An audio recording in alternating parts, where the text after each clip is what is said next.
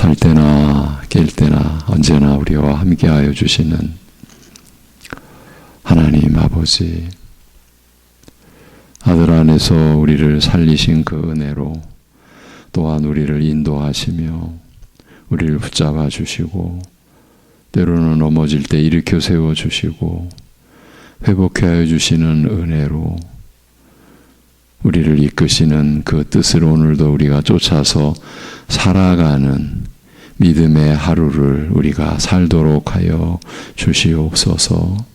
예수님의 이름으로 기도하옵나이다.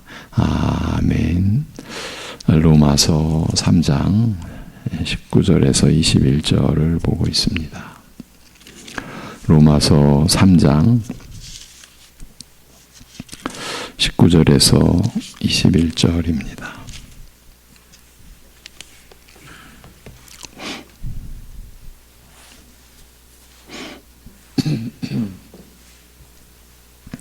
로마서 3장 19절에서 21절 같이 보시겠습니다. 다 같이. 우리가 알거니와 무릇 율법이 말하는 바는 율법 아래에 있는 자들에게 말하는 것이니 이는 모든 입을 막고 온 세상으로 하나님의 심판 아래에 있게 하려 함이라. 그러므로 율법의 행위로 그의 앞에 의롭다 하심을 얻을 육체가 없나니 율법으로는 죄를 깨달음이니라.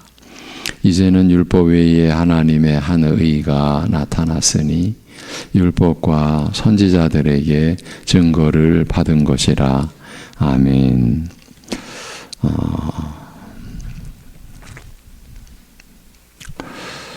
고린도전서 1장 30절에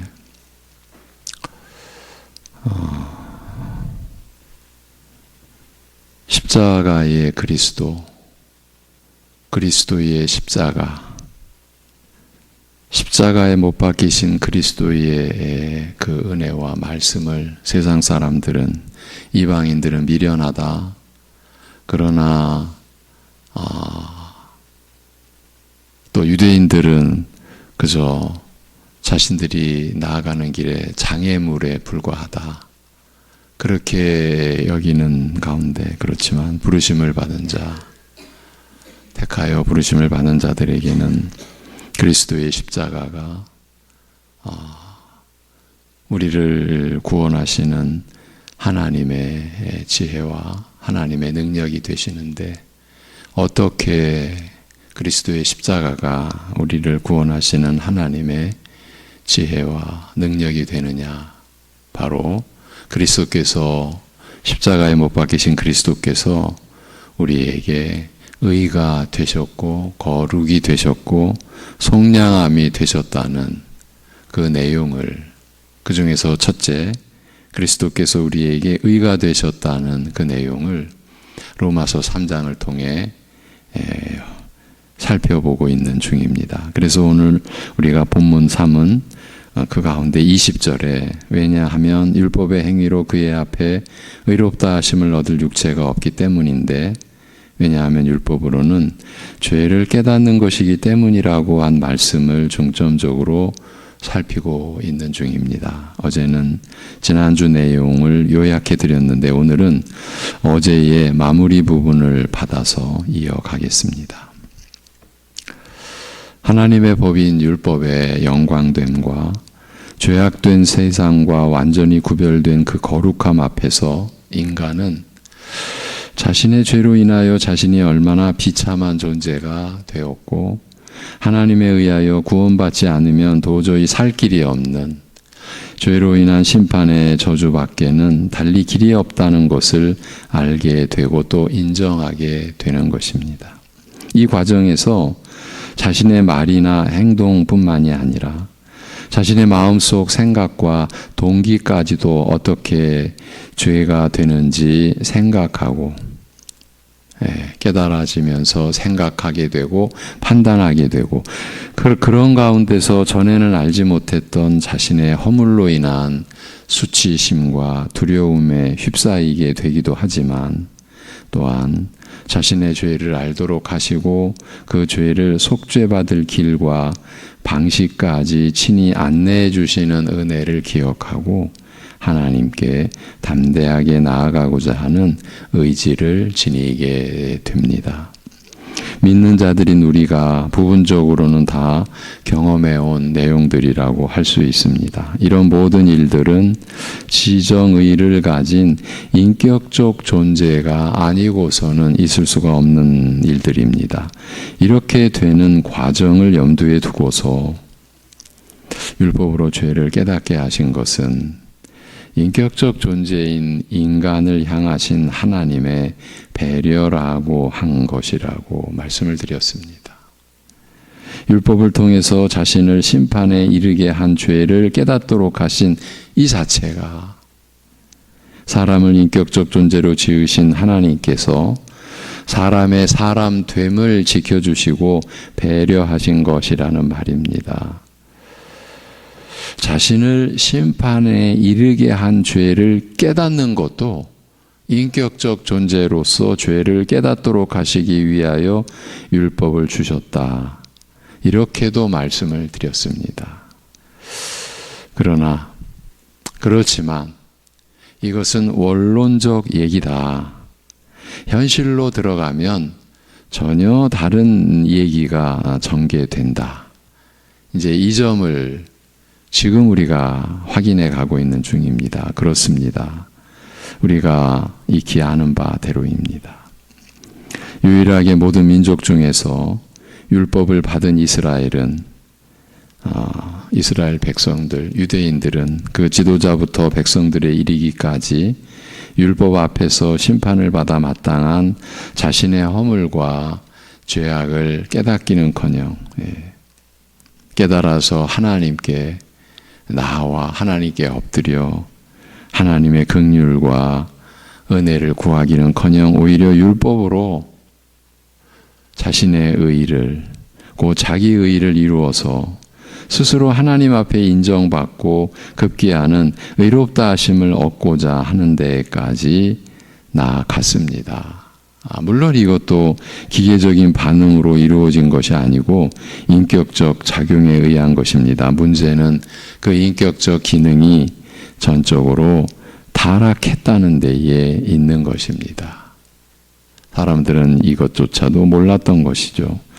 영적이요 인격적 존재로 지음받은 인간이 전적으로 부패하고 전적으로 무능력해져 버림으로써 인류를 대표한 이스라엘 백성들이 죄를 깨닫도록 주신 율법을 가지고 자신들이 지켜내겠다고, 그러니까 율법의 행위로 의롭다 하심을 얻고자 하는 데까지 나아가고 만 것입니다.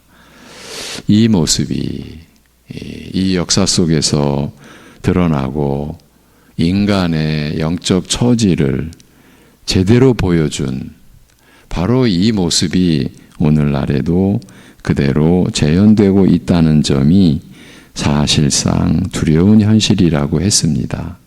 오늘은 여기서부터입니다. 왜냐하면 율법의 행위로 그의 앞에 의롭다 하심을 얻을 육체가 없기 때문인데, 왜냐하면 율법으로는 죄를 깨닫는 것이기 때문이라고 한 이 말씀이 절대적으로 중요한 의미를 갖는 것은 이로써 사람이 그 어떤 것으로도 그 어떤 행위로도 하나님 앞에 스스로 의롭다 하심을 얻을 수 없다는 것이 확정되었다는 그 점입니다.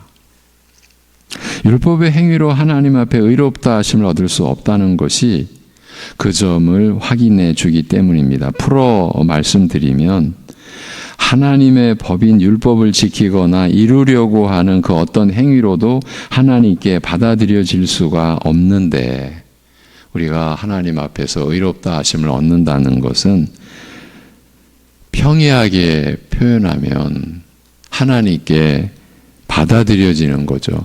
의롭다 여김을 받는다는 것은 하나님께 받아들여진다. 온전히 받아들여진다. 그런데 하나님의 법인 율법을 지키거나 이루려고 하는 그 어떤 행위로도 하나님께 받아들여질 수가 없는데, 하물며 인간 세상에 그 무엇을 행해서 이루었다는 것이나 아니면 무엇을 가졌다고 해서 그것으로 하나님 앞에 의롭다 하심을 얻을 수 있겠느냐, 하나님 앞에 받아들여지는 존재가 될 수 있겠느냐는 것입니다. 그런 일은 있을 수 없습니다. 그렇지 않습니까? 어떻게 우리가 우리 스스로 하나님 앞에 받아들여져서 그래서 영생의 기업을 우리 스스로 어떻게 얻어낼 수가 있습니까?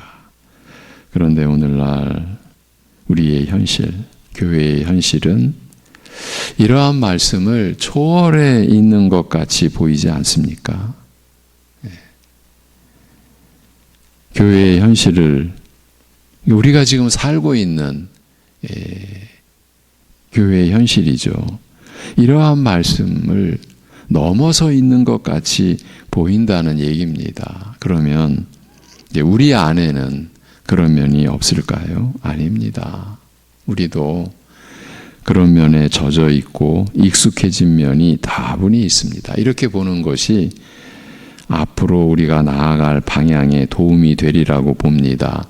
잘못되고 아픈 곳을 알아야 제대로 치료받아 회복될 수 있다는 이치를 말씀드린 것입니다. 우리는 아닌 것처럼 척하면, 우리는 안 아픈 척하면 치료받아 회복될 기회까지도 필요 없는 척 할 수 있고, 그래서 그 기회마저도 잃어버릴 수 있기 때문입니다. 평소에 아프지 않다고 해왔으니까요. 생각해 보십시오. 구원의 은혜만을 놓고 보아도 우리가 할 일은 없어야 하는 것이 맞지 않습니까?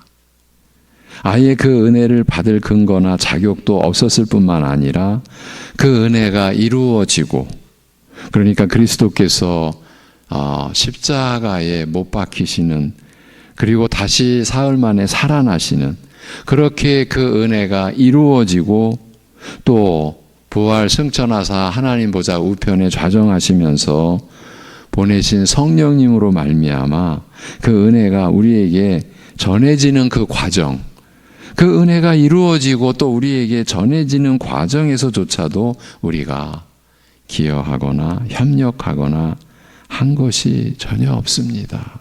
있을 수가 없습니다. 아니, 그 이전에 관여하는 것조차도 일체 없습니다. 즉 관계하여 참견하거나 참여한 것도 없다는 말입니다. 그런데 현실에서의 우리의 모습은 어떻습니까? 왜 없다고 하느냐 하는 식이 우세하지 않을까요?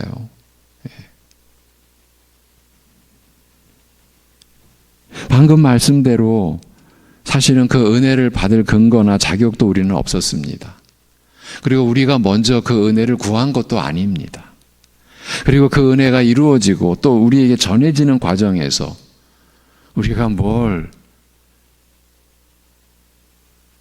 했다고 할 수 있는 것도 없습니다. 그런데 우리의 현실은 그렇지 않은 거예요. 왜 없다고 하느냐? 이런 항변이 우세하지 않느냐는 얘기입니다. 실제로 했다고, 나는 했다고 하고 있지 않습니까? 그리 멀리 갈 필요가 없습니다. 우리 안에도 여전히 이런 점이 우세합니다. 겉으로 드러내지 않고 있을 뿐입니다. 그래서 이렇게 말씀을 붙들고 또 붙들며 씨름을 해가는 것입니다. 하나님의 은혜를 구해가고 있는 것입니다. 이렇게 하지 않을 수가 없기 때문입니다. 어떻게든 사람 안의 가능성을 포기하지 않으려는 시대정신과 맞물려서, 사실은 시대정신이라기 하기보다는 이것이 죄악된 세상의 본성이요 본질이요 우리 안에 그 본질이 겹겹이 쌓여있는 그런 점과 맞물려서 교회 안에서도 사람의 역할을 강조하는데 그 주장이 말씀의 진리와 은혜 안에까지도 침범에 들어가 있는 처지가 된 지 오래지 않나 싶습니다.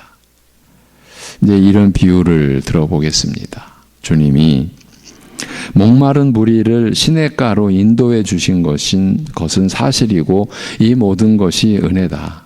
은혜라는 건 알고 있다. 그 모든 것이 은혜인데 정작 물을 마시는 것은 우리 자신이라는 논리가 교묘하게 교회 안에 그리고 우리의 믿음의 내용 안에 웅크리고 자리 잡고 있습니다. 이 관념은 그분이 시냇가로 인도해 주셨다고 해서 우리로 하여금 물을 마시도록 하실 수는 없다는 논리를 은연중에 품고 있습니다. 이것은 일반 세상의 논리고 사람들의 논리죠. 그러니까 믿는 시점뿐만 아니라 구원의 완성에 이르는 그 시점에서도 결정적인 역할은 결국 자신에게 맡겨져 있다. 곧 자신에게 달렸다. 이제 이렇게 여기고 이렇게 붙들고 있는 겁니다. 그렇지 않은가? 믿는 것은 자신이지 않는가? 누가 믿게 해줄 수 있는 것이 아니지 않는가? 바로 이 주장이요, 이 논리인 것입니다. 이제 이런 영적 실태에서 교회는 또 다른 일을 벌이고 말았는데 기독교를 율법 종교화 시킨 것이 아닌가.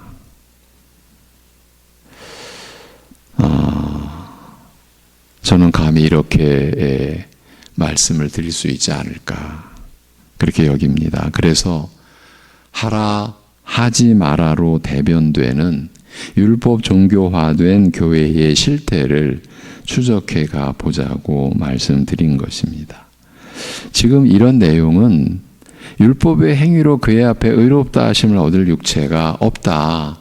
율법으로는 죄를 깨달음이니라는 이 말씀, 이 한 구절의 말씀도 우리는 이 시대의 교회는 지금 받아들이지 못하고 있는 것 아닌가. 이 얘기를 하고자 하는 것이에요. 감히 말씀을 드리는데 이 점이 그러니까 하라 하지 마라로 대변되는 율법 종교화된 교회의 실태, 바로 이 점이 오늘날 기독교가 스스로 실패를 자초하는 최대 요인이지 않을까 싶습니다. 요점은 그리스도의 십자가 위에 세워지는 교회, 그 복음으로 이루어지는 교회를 율법 종교로 만들었지 않느냐는 겁니다. 하면 복 받고 하지 않으면 복 못 받는다. 그러니까 해라. 그러니까 하지 마라. 이런 관점이 발전해서 어떻게 하면 복 받고 어떻게 하면 기도 응답 받고 이런 메시지가 대세를 이루어왔지 않나. 지난 수십 년 동안 그래왔지 않나 싶습니다. 교회 안에서조차 율법의 의미가 하라 하지 마라의 차원으로 전락해 버린 것입니다. 그러니 교인들의 입장에서는 율법이 그저 자신을 올가매는, 가까이 하기 싫은, 나아가서는 두려운 대상으로만 비춰지게 되었습니다. 그 가운데서도 율법은 단지 자신을 올가매서 자유를 잃게 만드는 것으로 여기는 것이 다수의 교인들이 갖고 있는 율법에 대한 인상일 것입니다. 이렇게 되니까 하나님은 법을 정해놓고 따르면 축복을 베풀지만 따르지 않으면 저주하시는 분이시라는 이 이상을 생각지 못하는 건 아닐까. 이렇게 믿음의 내용이 제한된 상태가 되고 만 것이 아닐까 싶은 겁니다. 최근에 우리나라로 귀화한 이란 사람의 이야기를 보았습니다. 지금 이스라엘 지역의 참혹한 가나 지구의 그 전쟁과 밀접하게 연관된 나라가 이란이라는 뉴스를 우리가 들어서 알고 있죠. 그 이란 사람의 이야기입니다. 우리나라로 귀화를 한 사람입니다.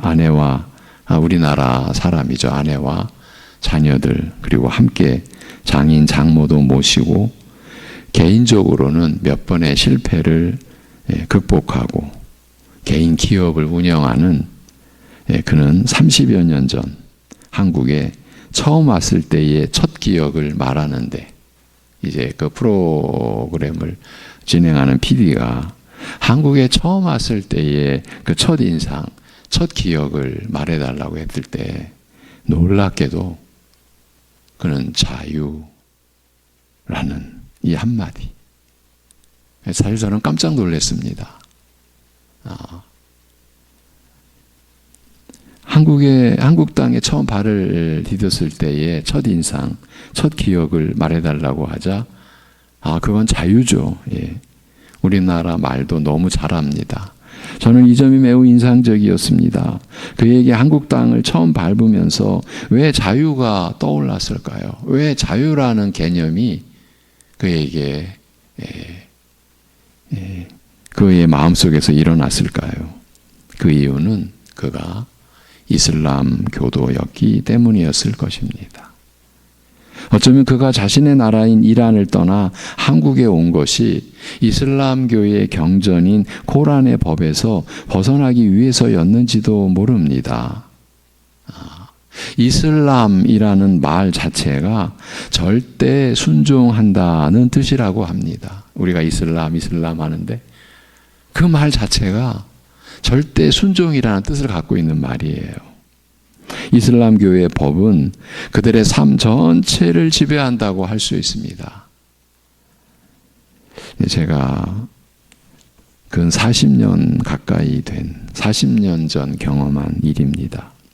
여러 나라의 청소년들이 우리나라에 모여 열흘 넘게 행사를 가진 일이었는데, 그러니까 청소년들과 청소년 지도자들이 함께 모여서 이제 유럽이나 미주 지역은 아니고 아시아 지역에, 근데 이제 아시아 지역인데도 호주의 청년들도 있었고요. 근데 어느 날 새벽에 쿠웨이트 청년, 이슬람 국가죠. 쿠웨이트 청년 4명이 제가 자고 있는 방에, 새벽에 제가 자고 있는 방에 조용히 들어와 카펫을 깔고 기도를 하고 있었습니다. 그때는 제가 목회자로서 섬길 때가 아니었습니다. 깜짝 놀란 거죠. 제가 얼마나 자고 있다가 제가 얼마나 놀랐겠습니까? 그래서 이 시간 왜 여기서 기도하냐고 하니까 정해진 시간을 어길 수 없어서, 그들이 하루 우리는 5번으로 알고 있죠. 그리고 그들의 그 성질을 향해서 방향을 늘 그렇게 잡고 세계 어디에 있든지 그들은 하루 5번. 그 이제 첫 시간이 그 새벽이었습니다. 그래서 정해진 시간을 어길 수 없어서 그래야만 했고, 또 하나는 그들이 보기에는 제가 자고 있는 방이 제일 깨끗한 방이었던 거죠. 사실 그렇지도 않았던 것 같은데 그들이 보기에는 제일 깨끗한 방이어서 어쩔 수 없었다. 그래서 그런 신뢰를 무릅써야만 했다. 이것이 저들의 신앙의 기본적인 형태입니다. 모든 게 법과 계명이고 율례입니다. 그들은 이 규례에 절대 순종하는 것으로 살아갑니다. 물론 외적으로는. 여러분, 우리가 지금 하나님의 말씀 앞에서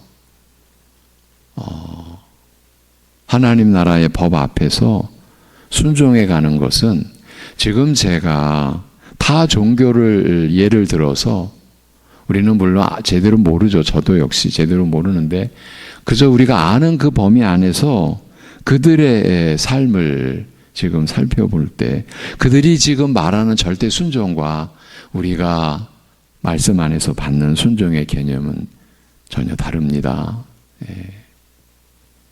우리는 자원하는 심령 속에서 성령의 인도하심을 따라 일어난 거듭난 신앙 양심에 자원하는 마음의 순종이에요. 이걸 하나님이 받으시는 거죠. 그런데 지금 이들의 얘기를 하니까 이 이슬람교 안에서 저들의 모든 것은 법과 계명, 율례, 그들은 이 규례에 어쨌든 절대 순종하는 것으로 살아갑니다. 그가 그 나라를 떠나서 우리나라에 들어와서 처음으로 느낀 것이 바로 그 계율에서의 자유였던 것입니다. 지금은 개종하여 기독교인으로 살고 있는 그는 이슬람교도로서 누리지 못했던 자유를 누리며 살고 있는 것 같이 보였습니다. 그 전에 이슬람교도로 살아왔던 그에게 없었던 것이 있었으니 그것이 자유였던 것입니다. 그러면 우리는 그 자유를 누리며 살고 있습니까? 이런 얘기를 왜 하고 있는 것일까요? 오늘날 우리가 그 자유를 잃은 상태로 빠져 들어가고 있는 것 같기 때문입니다. 이 모든 것이 율법에 대한 무지와 오해에서 비롯된 것이 아닐까 싶고 교회가 이 사태를 자초한 것으로 여겨집니다. 율법에 대해서 제대로 그 성경 말씀대로 가르치지 못했지 않나 싶습니다. 제가 그래서 제 어릴 적 신앙생활하던 그 경험도 말씀드린 적이 있습니다. 그래서 앞에서 교회 안에서조차 율법의 의미가 하라 하지 마라의 차원으로 전락해버린 것 아닐까 싶다고 말씀드린 겁니다. 그러니 교인들의 입장에서는 율법이 그저 자신을 올가매는, 그러니까 올가매는 것을 누가 가까이 하고 싶어 합니까? 그래서 나아가서는 두려운 대상으로만 비춰질 수밖에 없게 된 것입니다. 이렇게 되니까 하나님에 대한 지식도 어떻게 제한되느냐 하면 법을 정해놓고 따르면 축복을 베풀지만 따르지 않으면 저주하시는 분이시라는 이 이상을 넘어가지 못하는 그러한 신앙에 이건 참된 신앙이라고 볼 수가 없죠. 우리가 이번 주일 말씀의 시작이 어떻게 시작됐습니까? 그 베드로전서 5장 10절 11절 모든 은혜의 하나님이라는 제목의 말씀이 우리의 참된 신앙은 처음도 은혜로 시작되고 그 중간 과정도 은혜로 이어지고 그 완성도 은혜로 이루어진다. 이 모든 은혜의 하나님에 대한 이 은혜의 자리까지 우리 스스로 나아가지 못하게 만든 것 아닌가. 제가 여러분과 이 점을 지금 짚어가고 있는 거예요. 이게 우리의 모습이니까. 이런 내용을 전제로 하여서 이 시대는 복음의 터 위에 이루어진 교회를 십자가에 못 박힌 그리스도와 그의 말씀 위에 세워진 교회를 단순히 율법 종교로 체질을 변화시켜 버렸다. 감히 이렇게까지 말씀을 드린 것입니다. 그 증거 중 하나가 이 부분만 또 좀 나누고 말씀을 맺겠습니다. 그 증거 중 하나가 다수의 교인들이 자신이 한 것에 대한 기억을 쉽게 지우지 못하고 어떻게든 그 자신의 행위를 움켜쥐듯이 붙잡고 있는 모습입니다. 어떤 경우에는 주님의 은혜보다 은혜를 얘기하고 찬송도 드리고 고백하기도 하면서도 자신이 섬기고 자신이 봉사하고 자신이 수고한 그 기억을 더 높이 세워놓기도 합니다. 이건 제가 그저 추정하는 이야기가 아니고 지어내는 이야기가 아니고 우리 실태, 보고 듣는 우리의 현실 실태입니다. 제가 이 시대의 교회의 상황에 대해서 여러분과 나누는 것도 감히 저 혼자 이 세상을 판단하거나 교회를 판단하는 위치에서의 드리는 말씀이 아닙니다. 전 세계 교회를 나름대로 보고 또 그런 위치에 있는 신학자들이나 목사님들의 그 의견을 견해를 제가 여러분께 대신 전해드리는 그런 형편인 거죠. 제 입장에서. 그리고 지금 우리 안에도 그런 모습이 있다. 그건 우리가 늘 보고 듣는 거예요. 주님의 은혜보다 자신의 행위, 자신이 섬기고 수고한 그 행위에 대한 기억을 움켜쥐고 있는 거예요. 내가 이렇게 했는데. 그러니까 주님을 의지하는 것이 아니라 내가 그렇게 했는데 그거를 의지하는 겁니다. 여러분, 저라고 그런 기억이 없겠습니까? 예.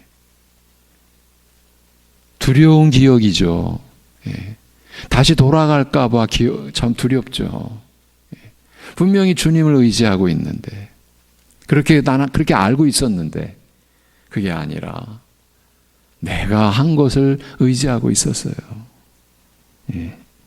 그런데 본인도 모르게 자신과 자신의 그 행위를 의지하고 있는 것이에요. 자기 자신도 모르게. 자기 자신이 지금 우상이 되어버린 사태가 벌어졌는데 왜 우상이라고까지 말합니까? 자신과 자신의 그 행위를 의지하고 있으니까. 이럴 경우도 대개는 이렇게 된 사태에 대해 감지하지 못합니다.